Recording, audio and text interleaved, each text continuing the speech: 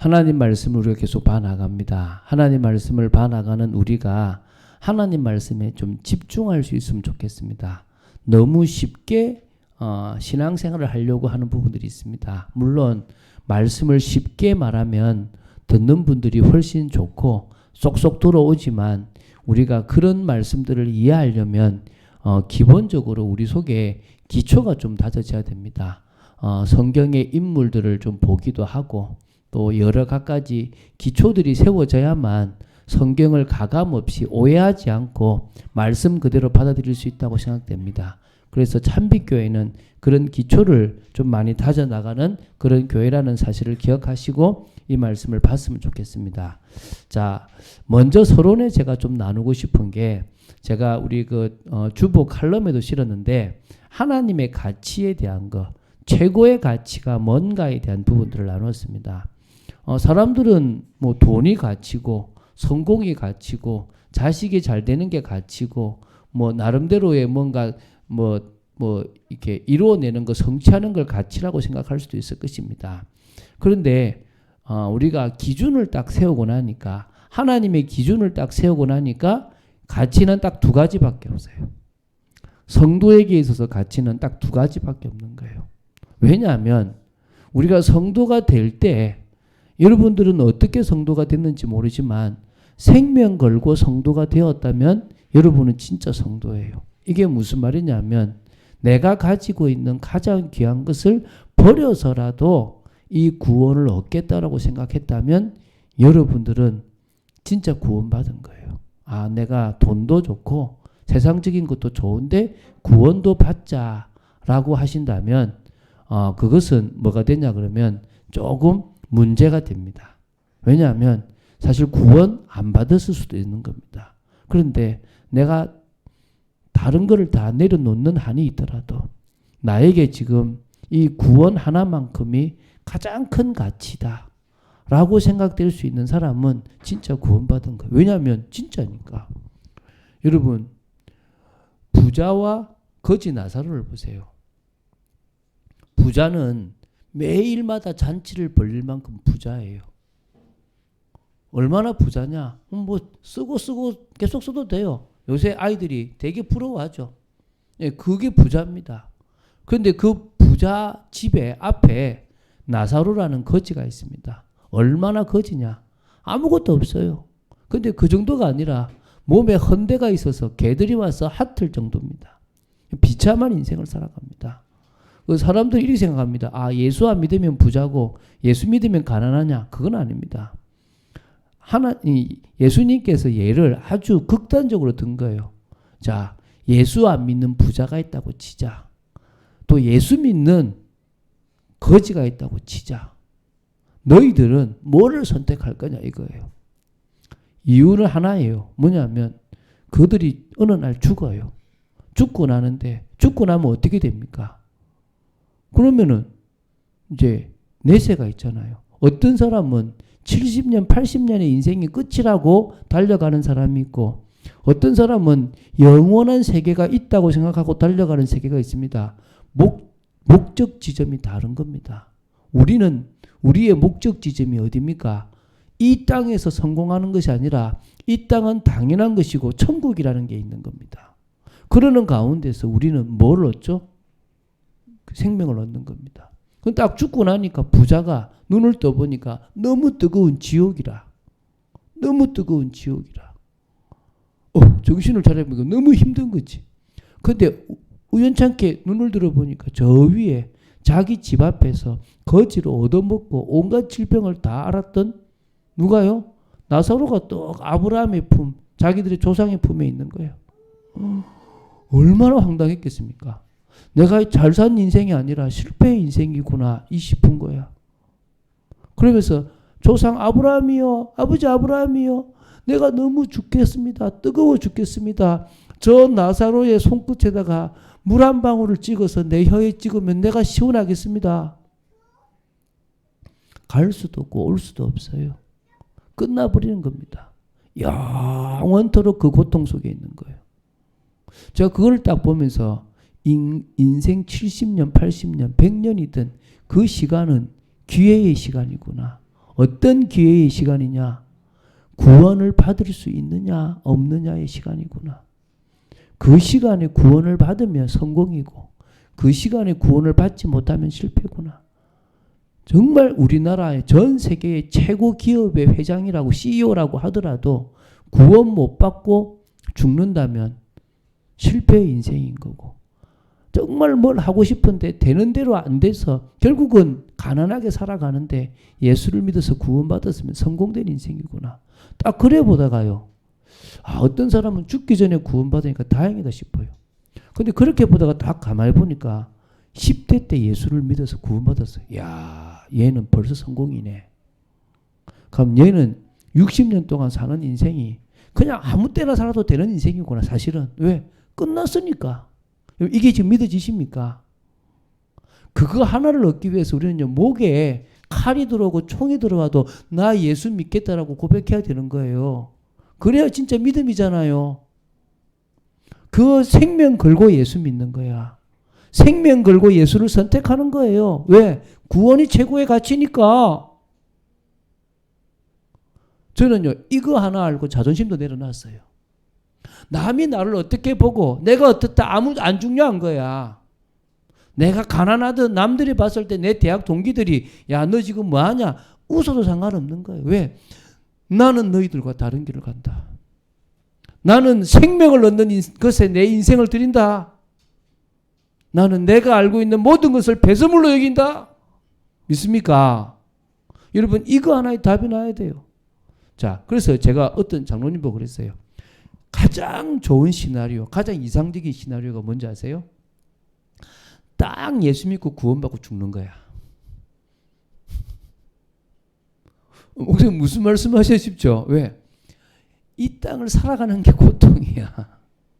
있죠. 즐길 것도 많고 놀 것도 많은데요. 그런데요, 사실은 이 땅을 살아가는 자체가요, 고난의 길이에요. 예수 믿는 사람만 그런 거 아닙니까? 불신자들은 더해요. 그건 고통의 길이. 우리는 이유 있는 고난의 길이면 저들은 저주의 길이고 고통의 길이에요. 우리하고 차원이 다른 고통이에요. 잘 사는데요. 한번 들어가 보세요. 요새 그 우리 이혼했어요라고 하는 프로도 있잖아요. 제가 그거 보면서도 느끼는 게 다 갈등이 있다. 잘생기면 잘생긴 대로 갈등이 있고 잘 살면 잘 사는 대로 갈등이 있고, 그거 말고도 요새 얼마나 많은 프로들이 있습니까? 다 공황장애 오고 다 고통받고 다 힘들어요. 그건 고통이고 저주입니다. 그분들의 인생이 나쁘다 좋다 그건 저는 몰라요. 그건 그분들의 인생인데 제가 어떻게 말하겠습니까? 잘 사셨겠죠. 근데 어디도 행복은 없어요. 그런데 예수 믿고 나서 우리가 어떤 사람은 10년을 살고 어떤 사람은 20년을 살고 어떤 사람은 50년을 살아요. 왜 삽니까? 뭘 위해서요? 하나님이 원하시는 사명 감당하기 위해서 우리는 살아갑니다. 믿습니까? 하나님이 원하시는 그 뜻을 이루게 살아갑니다. 좁은 문으로 들어가고 좁은 길로 가는 거예요. 근데 그 이유가 뭡니까? 또 하나의 가치가 있거든요. 우리가 부활의 몸을 입고 저 천국에서 주님과 함께 왕노로 탈 것을 소망하고 있기 때문에 우리는 남들이 기뻐하고 즐거워하는 길을 가지 않습니다. 여러분, 고린도전서 15장을 보세요. 부활장이라고 그래요. 그 15장을 보면 바울이 그래요. 부활이 없다면 가장 비참한 사람들이 예수 믿는 사람들이다. 너희들이 예수 믿고 하는 모든 행동이 가장 안 해야 될 행동들이다는 거예요. 그런데 우리는 왜 합니까? 부활이 있기 때문에 하는 거예요. 우리는 부활의 몸을 입고 주님과 함께 왕노로 탈 때가 있기 때문에 하는 거예요. 그러면 이 세상에서 가치는 단 두 개밖에 없습니다. 구원과 부활의 몸, 천국에 대한 소망을 가지는 이 두 가지 말고는 없습니다. 믿습니까? 여러분은 그걸 위해서 달려갑니까? 저는 그걸 위해서 달려갑니다. 많은 믿음의 사람들은 이 두 가지의 가치를 두고 달려갔어요. 할렐루야. 많은 믿음의 사람들은 이 두 가지의 가치를 두고 달려갔습니다. 오늘 누구를 봅니까? 이스라엘을 책임진 엘리사를 봅니다. 그래서 우리도 소망 있는 인생을 살아가야 될 줄로 믿습니다. 자, 그러면 오늘 이 지난번과 이어서 이제 엘리사를 보는데요. 이 엘리사와 엘리야는, 그러니까 엘리야는 스승이고 그 제자가 이제 엘리사인데, 이 두 사람은 남유다에서 활동했던 선지자가 아니라 계속 우상 숭배하고 타락하고 하나님을 모르고 외면하고 하나님을 믿기는 믿는다고 하는데 하나님과 상관없는 인생을 살아가는 이스라엘에 보내준 선지자예요. 그래서 그 북이스라엘 나라 전체가 이제는 얼마나 사역을 잘했는지 엘리사를 의지하게 되는 거예요. 엘리사를 의지하는 거예요. 첫 번째가 이스라엘 백성들이 최고의 선지자라고 인정하고 의지하는 거예요. 다시 말하면요, 우상 숭배가 얼마나 심했냐, 잘 사는데도 피폐해졌어요. 뭔가 부강한 것처럼 보이고 뭐가 있는 것처럼 보이는데요, 여러 사회적 문제들로 고통받습니다. 그런데 그 사회적 문제들을 하나하나 해결하는 게 누구다? 엘리사다. 물이 이상해졌는데 소금을 넣어서 물을 깨끗하게 하기도 하고, 물이 없는 곳에 물이 나기도 하고, 정말 선지생조의 그 과부의 빈 그릇을 채워서 계속 기름이 나와서 그걸 가지고 뭡니까? 팔아서 살 수 있게끔 만들어주기도 하고, 국을 끓였는데 독이 있어가지고 그 독으로 죽을 상황에 그 독을 치료해서 깨끗하게 하기도 하고, 먹을 것이 없는 현장 속에 의식주 문제를 해결하고, 물에 빠진 그 도끼를 건져내기도 하고, 이걸 지난번에 봤잖아요. 한마디로 말하면요, 피폐해진 이스라엘의 사회적인 문제를 다 해결하면서 하나님이 너희들에게 은혜를 주신다, 하나님이 너희들을 사랑하신다 계속 외친 거예요. 두 번째, 그래서 기적을 행해서요 몇 사람들에게는 믿음도 준 거예요. 다시 말하면 하나님의 능력을 계속 보이면서 아이도 낳게 하고 여러 기적들을 행해서 각자에게서 믿음을 일으키기도 했다는 겁니다. 그래서 한마디로 무너진 신앙을 회복하고 무너진 선지자의 권위도 회복했어요. 이게 누굽니까? 엘리사입니다. 이스라엘 전체가 엘리사의 말을 듣는 거예요. 두 번째는요, 이스라엘의 왕들도 최고의 선지자로 인정하는 거예요. 이 엘리사가 활동했을 때 왕들이 4명이 있어요. 여호람이라는 왕부터 예후, 아하스, 그다음에 요아스 왕까지 4명의 왕이 이 지금 나와요. 그래서 여호람, 예후, 아하스, 요아스. 오늘 우리가 보는 마지막 부분은 요아스라는 왕이 나옵니다. 4명의 왕을 거치면서 이 사역했던 엘리사가 있는데, 처음부터 엘리사를 인정한 건 아닙니다. 열왕기하 5장 5절부터 8절에 보면요, 아람 왕이 나아만 장군의 병을 고쳐달라고 나아만 장군을 보내면서 서신을 써서 보내요. 그런데 이 이스라엘 왕 이 요람이요, 옷을 찢어요. 아니 내가 의사냐, 나한테 지금 왜 저 나아만 장군을 보내냐, 저건 지금 우리나라를 지금 침공하려고 지금 트집 잡으려고 그런다, 이거 어떻게 해야 되냐라고 화가 나 있는 거예요. 엘리사 생각이 났습니까? 안 났습니까? 안 났어요. 엘리사가 알고 보내요. 뭐라 그러냐면, 왕이시여 걱정하지 마시고 그 나아만 장군을 나한테 보내세요. 그래서 문제를 해결해요. 나아만 장군뿐만 아니라 아람 왕이 너무너무 좋아하죠. 야, 능력이 있는갑다. 믿음이 생기는 거예요. 아, 뭔가 있구나. 자, 그 다음에요, 열왕기하 6장 8절부터 12절에 보면요, 그 엘리사가 이제 아람 나라가 쳐들어올 때마다 어떻게 하냐 그러면 알려줘요. 왕이시여, 이번에는 아람 군대가 이쪽으로 쳐들어옵니다. 이쪽으로 가보세요. 또 다음에는 저쪽으로 가보세요. 이렇게 자꾸 알려줘요. 알려주니까 이 아람 왕이 어떻게 합니까? 첩자가 있다 라고 얘기하니까, 아닙니다 왕이요, 첩자가 있는 게 아니라 이스라엘은 엘리사라는 선지자가 있는데 왕의 침소에서 하는 소리까지 다 듣습니다. 우리 지난번에 또 얘기했잖아요. 그래 쳐들어가자. 그래서 이제 도단성을, 엘리사가 있는 도단성을 두릅니다. 그걸 몰랐겠어요? 도망갈 수도 있잖아요. 와라, 웰컴 한 거예요 엘리사가. 종이 보니까 이 지금 이 아람 군대가 막 둘러선 겁니다. 엘리사님 큰일 났습니다. 선지자님 큰일 났습니다. 우리가 죽게 되었습니다. 걱정하지 마라. 저들보다 우리가 함께한 군대가 더 많다. 하나님 이 종의 눈을 열어서 보게 하십시오. 하늘에 불말과 불병거가 있죠. 근데 하나님 저 아람 군대의 눈을 멀게 하소서. 막 멀어버린 거예요. 멀어버리니까 이제 그때 이제 누가요? 그 엘리사가 나가가지고 이제 이야기를 하는 겁니다. 너희들이 이게 잘못 찾아왔다. 야, 엘리사 없다. 그래? 따라오는 거예요. 쭉 따라서 어디까지 가냐니까 사마리아까지 온 거예요. 사마리아 공태 사람들을 다 물어놓고 눈을 열어버리니까 이제 그 이스라엘 군대가 죽이려고 딱 폼 잡고 있는 거지. 그때 이제 여호람 왕이 뭐라냐면 내 아버지요 죽이리까 말만 하이소 죽이겠습니다 이러고 있는 거예요. 못 죽이게 해요. 음식 먹이고 보내요. 그러면 안 와야 되잖아요. 그 다음에요. 이제 그게 이제 열왕기하 6장 8절부터 시작해서 23절까지 이제 그렇게 이제 보내요. 그럼 24절부터 6장 24절부터 7장 20절까지 그렇게 내 아버지가 했던 이 여호람 왕이요. 어떤 일이 벌어지냐 그러니까 이 아람 왕이 또 쳐들어왔어요. 이제는 어떻게 쳐들어오냐. 아예 성을 포위해 가지고 먹을 것을 막아버린 거예요. 그러니까 한마디로 말하면요. 막 음식값이 폭등을 하기 시작하는 거예요. 지금 난리가 난 거예요.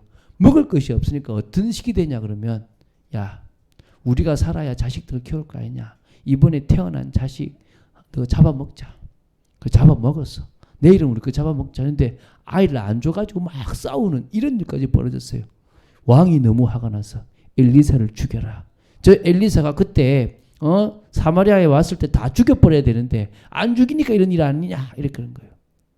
근데 하나님이 이기게 하시는 거예요. 어떻게 보여주냐니까요. 싸우지 않고 이긴 거예요. 너희들이 내일이면 이 비싸 천정부지로 올라간 이 가격이 완전 싼 값이 돼서 먹게 될 것이다 이렇게 얘기하는 거예요. 그 죽이러 간 장관이 안 믿어요. 너는 보기는 보는데 못 먹을 거다 그래요. 진짜 그 사람은 시민들의 밟혀 죽어요. 근데 이때 문둥병자들이 LA 이래 굶어 죽으나 저래 굶어 죽는데 저 아람 군대 가서 얻어먹자고 간 거예요. 가보니까 사람이 하나도 없어. 사람이 하나도 없어가지고 거기 있는 음식들을 이제 먹는데 너무 배불리 먹는데 그 몇 명의 그 문둥병이 한 명이 야 우리가 이 사실을 저 성에 알려주지 않으면 우린 나쁜 사람이다. 하나님이 싫어할 거다. 그래서 성에 알려주는 거예요. 그거 찾으러 오다가 누굽니까? 그 장관 밟아 죽인 거예요. 이렇게. 그래서 엘리사의 예언대로 누가 싸우고 이긴 겁니까? 지금 다 하나님이 싸우고 이기게 한 거잖아요. 이스라엘이 이긴 게 아니잖아요. 그럼 뭐 야 하나님 대단하다 이래 되잖아요. 하나님 기억 안 해. 그래가지고 이제 하나님을 이제 다시 말하면 하나님 또 그리고 하나님의 종인 엘리사를 인정하는 거예요. 그 다음에 여호야하스를 지나서 오늘 봤던 이 본문이 13장 14절부터 19절이에요. 엘리사가 죽는다 그러니까요. 왕이 직접 찾아왔어요. 뭐라는지 아시죠? 자, 제가 읽어볼게요. 14절에 엘리사가 죽을 병이 들매 이스라엘의 왕 요아스가 아까는 여호람이라 그랬죠. 지금 뭡니까? 요아스가 그에게 내려와 자기의 얼굴에 눈물을 흘리며 뚝뚝뚝 흘리는 거예요. 쇼가 아니에요. 진짜 흘린 거예요. 내 아버지여 내 아버지여 이스라엘의 병거와 마병이여. 여러분 복음 정말 누리는 전도자의 영향력은 너무너무 큽니다. 그러니까 이제 엘리사가 이제 방문들을 왜 왔겠습니까? 하나님 믿겠다고 왔습니까? 아니면 당신이 죽으면 우리나라는 어떻게 합니까? 이거잖아. 저 아람 군대는 누가 막습니까? 이런 거잖아요. 이때 이제 화살을 쏘게 하고 이게 활을 가지고 이렇게 치게 하는데요. 좀 많이 치면 되는데 딱 그 세 번이야 딱딱딱. 좀 많이 치지 왜 그밖에 안 칩니까? 안 치. 왜죠? 치는 만큼 이기게 해주겠다는 건데. 세 번 쳐서 당신이 아람을 세 번만 이길 겁니다. 자, 이게 지금요 어떤 얘기냐 그러면 자 오늘 이제 두 번째를 봅니다. 백성들은 당연히 그렇다지만 그 우상숭배하고 타락하고 교만한 왕들이 절대적으로 신임을 했던 사람이 누구단 말이죠? 엘리사예요. 이게 지금 두 번째잖아요. 저는요, 먼저 볼 게 영적 지도자가 나라에 미치는 영향력은 엄청나다고 봅니다. 여러분, 모세와 여호수아를 보십시오. 모세와 여호수아를 보면요, 정말 출애굽과 이 가나안 정복, 또 성막과 이 언약계 신앙들을 볼 때 보면 이거는 한 나라에 엄청난 영향력을 이 모세와 여호수아가 미치게 됩니다. 그렇죠. 또 사무엘과 다윗을 보세요. 이 블레셋으로부터 이스라엘 백성들을 보호하고 또 힘 있는 이스라엘을 만들고 신앙을 회복하고 성전 운동을 하는 이 모든 것들, 제가 계속 얘기했잖아요. 대단하잖아요. 또 지금 계속 보고 있는 엘리야와 엘리사, 우상과 타락과 지금 정말 싸웠고 신앙을 회복하고 7천 제자를 찾는 이 일은요, 엄청난 일입니다. 그 중에서 오늘 우리가 엘리사를 봤잖아요. 이 엘리사는 왕들의 뭘 받았죠? 신임을 받았어요. 신임을. 그래서 열왕기하 6장 21절에 여호람이 내 아버지여 치리이까? 내 아버지여 치리이까? 한마디만 하면 치겠다고. 왕보다 더 높은 위치에 누가 있었다고요? 엘리사가 있었어요. 이게 지금 여호람 왕이 그랬거든요. 이 열왕기하 6장 21절에 그런단 말이에요. 그런데 열왕기하 13장 14절에도 지금 죽어가는 엘리사를 찾아와서 얼굴에 눈물을 막 흘리면서요. 내 아버지여, 내 아버지여, 이스라엘의 병거와 마병이여, 이러는 거예요. 이 정도로 지금 어떻게 된 겁니까? 이 엘리사의 영향력이 얼마나 큽니까? 엘리사 한 명이요, 이스라엘의 병거와 마병보다 더 나은 거야. 믿습니까? 오늘 제가 그런 이야기를 나눴습니다. 여러분, 우리가 이야기할 때 기독교가 이 지금 문제라고 얘기하지, 기독교가 세상에 잘못한 건 없어요. 지금도 우리 기독교가, 아니 교회가 타락해서 세상에 뭔 영향력을 미쳤습니까? 없어요. 저 사람들이 지금 이상한 프레임에 지금 교회를 욕하고 있는 거예요. 근데 거꾸로 알아야 돼요. 지금의 이 자유와 평등을 만든 건 기독교입니다. 믿습니까? 여러분, 인정하지 않을지 모르지만요, 제가 이 얘기하면 지식인들이나 많은 욕할지 모르겠지만 우리나라 역사를 배워보세요. 우리나라 역사를 배워보면 그 말 안 할 거예요. 물론 잘못한 거 많은 있습니다.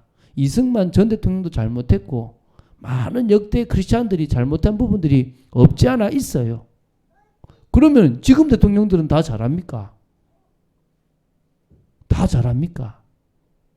근데 지금 우리가 여성들이 지금 이렇게 지위가 올라가고 우리가 이렇게 잘 살 수 있게 된 것은요, 기독교의 영향이 있다니까요. 그런데 그거를요 그냥 욕해요. 욕해. 제가 그 얘기 앞으로 이야기해라. 뭐 기독교가 뭔 잘못을 했냐 얘기해봐라. 그럼 그거는 세상에 없냐? 기업인들은 그렇게 악하지 않냐? 더 악한데. 그럼 우리가 그렇게 했냐? 할 말 없을 거예요. 물론 극우적인 그런 크리스찬들이 있어요. 그러면은 극좌는 없냐는 거예요. 그럼 뭐가 문제인데? 뭐가? 저는 이쪽도 이쪽도 아니에요. 저는 하나님 앞에서 보는 겁니다. 아, 목사님, 예, 저는 제 개인적인 신앙은 보수예요. 저는 개인적인 신앙은 보수입니다. 저는 하나님 앞에 이 민주주의를 지켜야 된다고 생각하는 사람입니다. 물론 자본주의에 폐해가 미치는 영향들은 잘못됐다라고 생각하는 사람이기도 하고요. 해 아래 올바른 건 없다라고 생각하는 사람이기도 하고요. 문제는 그게 아니고 제가 지금 말하고 싶은 것은 진짜 기독인 한 명만 있으면 세상을 바꿀 수 있다는 거예요. 저는 광화문 집회하고 막 그럴 때요, 전 되게 싫어했던 사람 중에 한 사람입니다. 제발 저거 안 했으면 좋겠다 싶은 사람 중에 한 사람입니다. 그러나 그건 있습니다.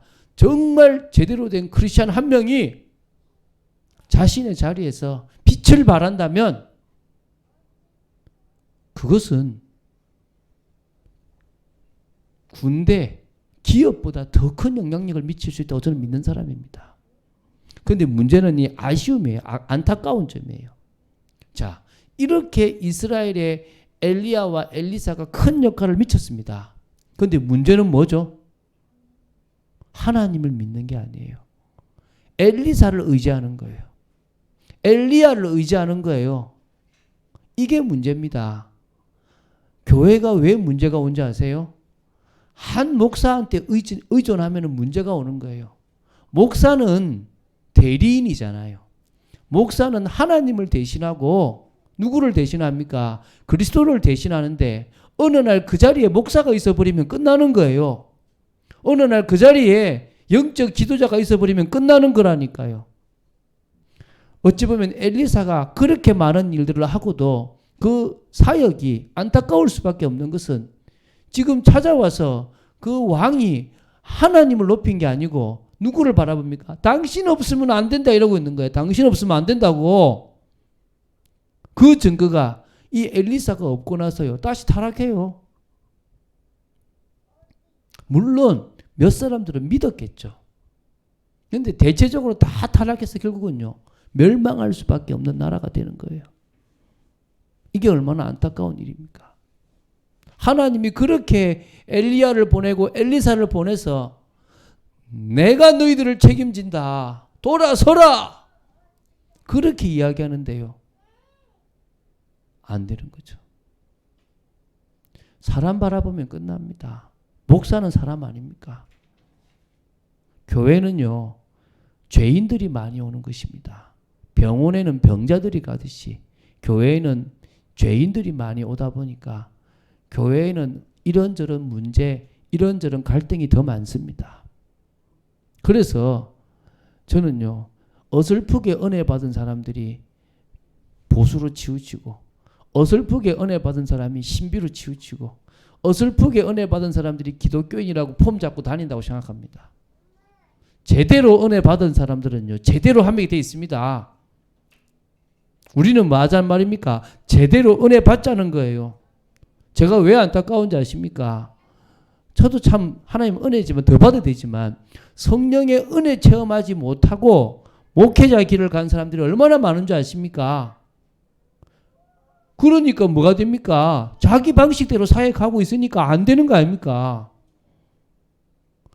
성령의 역사를 체험하지 못한 중직자가 자기 직장 현장에서 세상적인 방법으로 하니까 안 되는 거 아닙니까?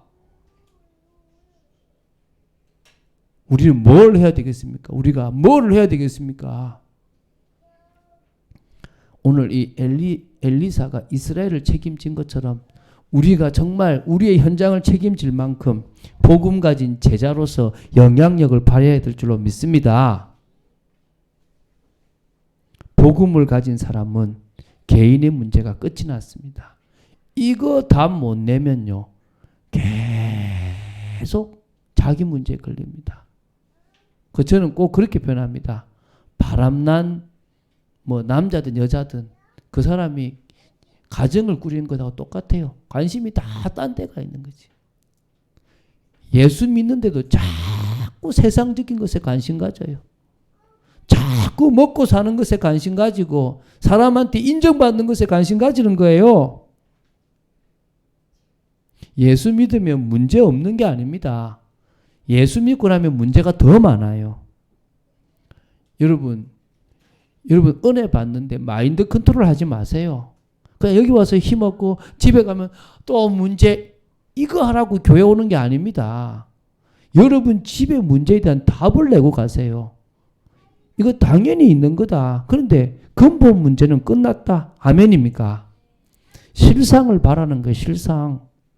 여러분 제가요 이야기했잖아요. 제가 키가 작아서 너무 제가 힘들었거든요.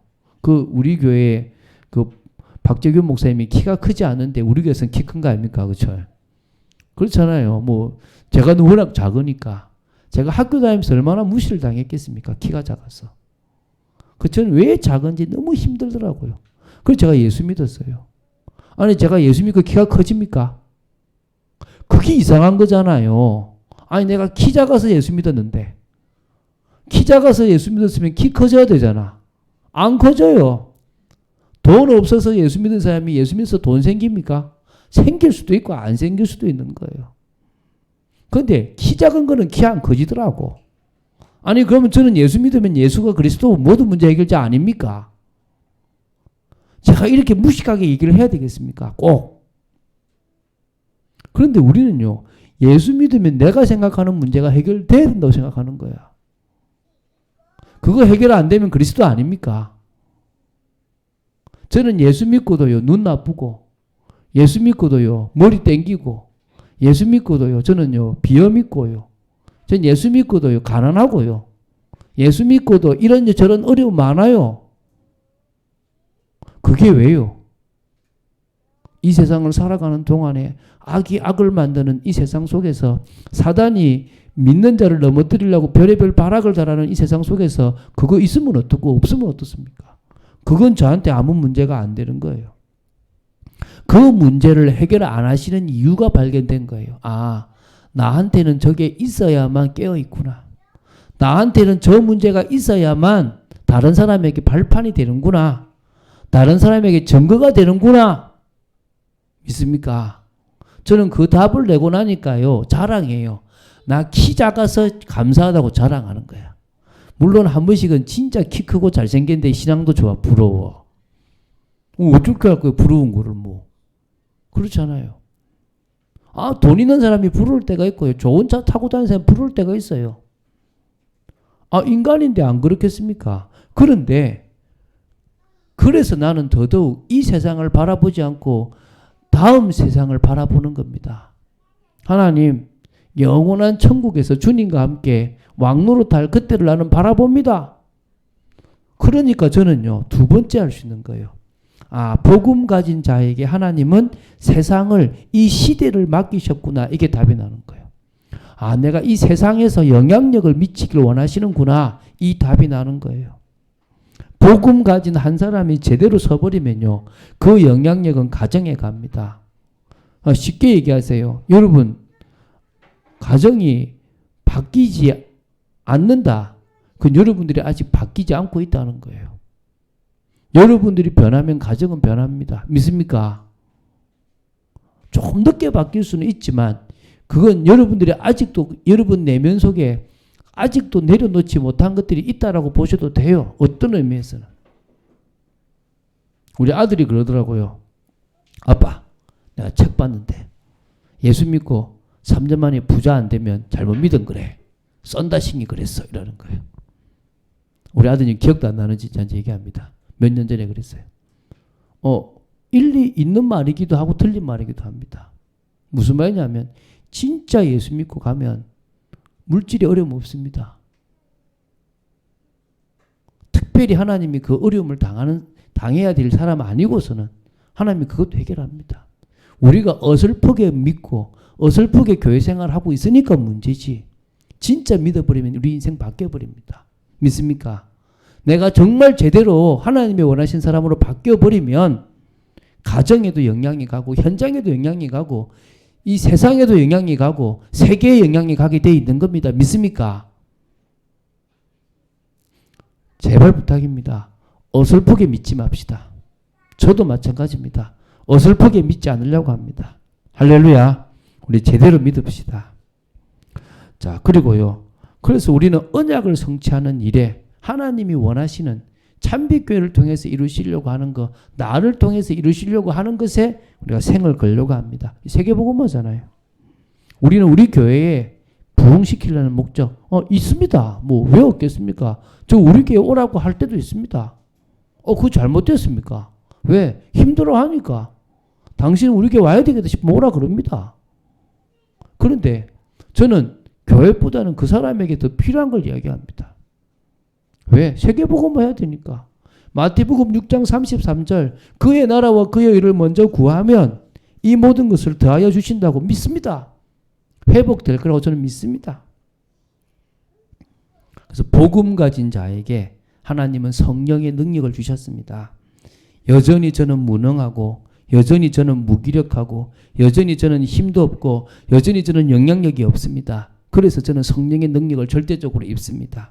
그거 입을 때 하나님은 영역, 지력, 체력, 경제력, 인력을 주시고 사명 감당할 수 있도록 하나님은 참응답을 주십니다. 기도하세요. 정말 하나님이 원하시는 사명 감당하기 위해서 기도하신다면 하나님은 새 일을 시작하십니다. 저는 올바른 성령의 능력을 받은 사람이 가장 정상적인 사람이라고 생각합니다. 올바른 성령의 능력을 받은 사람이 가장 온전한 사람이라고 생각합니다. 저는요, 문제가 많아요. 그래서 어느 정도 문제가 많냐면 자식들에게 참지 못하고 화도 많이 냈어요. 안 하고 싶은데 너무 제 기준에 안 맞으니까 화도 냈고 그 자식들에게 상처도 많이 줬어요. 아내한테도 그랬습니다. 그런데 가면 갈수록 그런 자자하심이 보이고 치유가 되고 남들에게도 막 나를 드러내려고 했던 모습들이 더 보여지고 바뀌어져 가더라는 것입니다.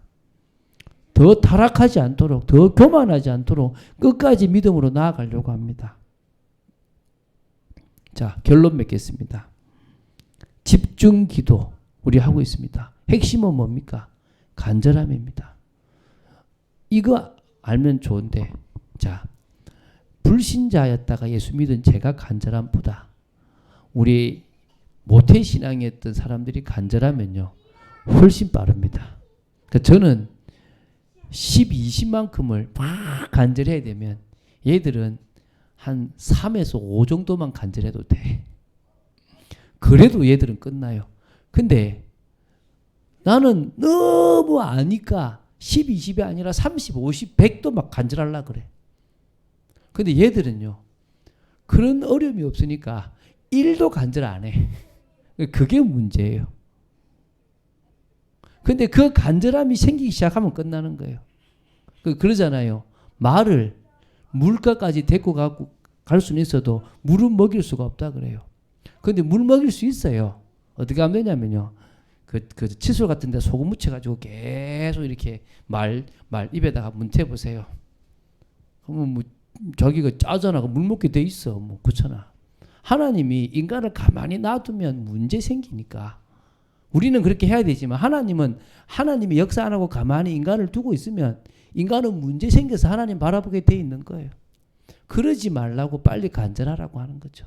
여러분 이번 집중에 남녀노소를 불문하고 간절함을 가지고 기도해 보시기 바랍니다. 하나님 나도 예배의 축복을 누리고 성령의 능력을 더딛기 원합니다. 한번 해보세요. 어떤 일이 벌어지는가? 저는 오늘 그냥 솔직하게 제 그냥 이야기를 하고 있습니다. 여러분들의 인생이 바뀌어지기 바라고 머뭇하고 있는 거 하나님 기뻐하지 않습니다. 여러분 갈등하지 마세요. 갈등하고 있다는 것은 여러분 아직 뭔가를 잡고 있다는 거예요. 저도 마찬가지고. 더 내려놓아지길 바라고 그 말은 주님이 나에게 더 역사하시도록 나아가는 여러분 되시기를 주 예수 그리스도 이름으로 축원드립니다. 주는 그리스도시요 살아계신 하나님의 아들이심을 고백합니다. 말씀 따라가는 축복 속에 있도록 저희들을 지켜 주시옵소서. 하나님과 통하는 저희들 되기 원합니다. 오늘 정말 복음 가진 제자의 영향력이 정말 크다는 사실을 믿습니다. 끝까지 그 인도를 받는 저희들 되기를 간절히 소원합니다. 감사드립니다. 주 예수 그리스도 이름으로 기도드립니다. 아멘.